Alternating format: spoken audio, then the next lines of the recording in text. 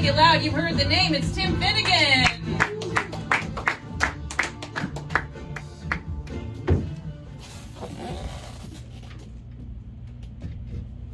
What up, people? How y'all doing tonight? Whoa, let's try that again. How y'all doing tonight? Yeah. All right, that's what I like to hear. Well, my name's Tim Finnegan, and happy fucking St. Patrick's Day. Yeah, so I'm Tim Finnegan, but besides being known as Tim Finnegan, I could also be known as Jeff, or the Dude, or his Dudeness, or Duder, or El Duderino, if you're not in the whole brevity thing. Now, I'd like to tell you guys a fucking story about how some goon threatened me by asking me for my fucking money. It was at my bungalow here in LA, and he ruined my carpet. I'm like, what the fuck? So when that shit happened, I visited a wealthy philanthropist named Jeffrey Lebowski to try to demand him for money, but he refused to give me his fucking money, and he told me to go get a fucking job. So in order to try to get my money, I went bowling with my friends Walter and Dottie, and we all tried to come up with a plan to get $1 million, and there's a whole lot of shit going on then. So when we were at the bowling alley, there was a guy named Smokey who was going bowling. Walter and I were talking our shit at the bowling alley, doing our shit and having fun. But when we saw Smokey going bowling and getting a foul, my friend Walter yelled, "Over the line!" And he was like, "I'm sorry, Smokey, you were over the line. That's a foul."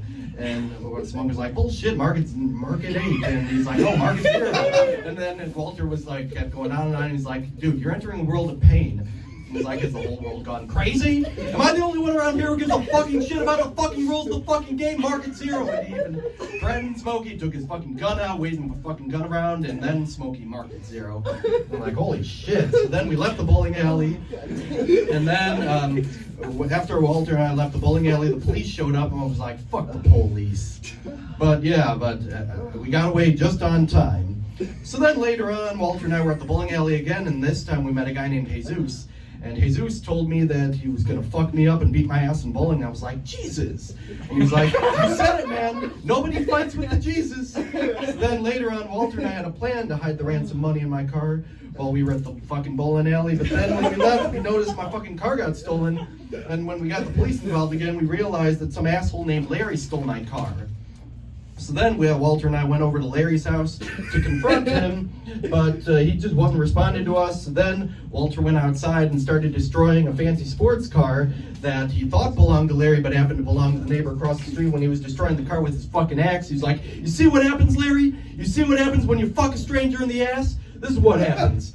But then an angry neighbor from across the street came by, and then he started to beat our car, and I'm like, what the fuck? And then Walter and I had a lot of shit going on when we got in a fight with that angry neighbor. And wow, holy shit. So yeah, then later on, my friend Johnny died unexpectedly. So then Walter and I went to a place by the Pacific Ocean right here in LA to scatter his ashes in his memory. And that's, so yeah, it was great to do that. But then after that, I reunited with the cowboy that I met at the bowling alley. And when Walter and I were glad to go bowling again, and I told him, the dude abides.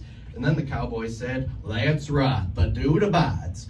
And I'm glad the dude's out there doing well, and I hope it makes the finals. And I'm glad things worked out well for the dude and Walter after all." Well, that's pretty much the story about how the dude and Walter met and how they knew the Big Lebowski. That's my time. Thank you for watching.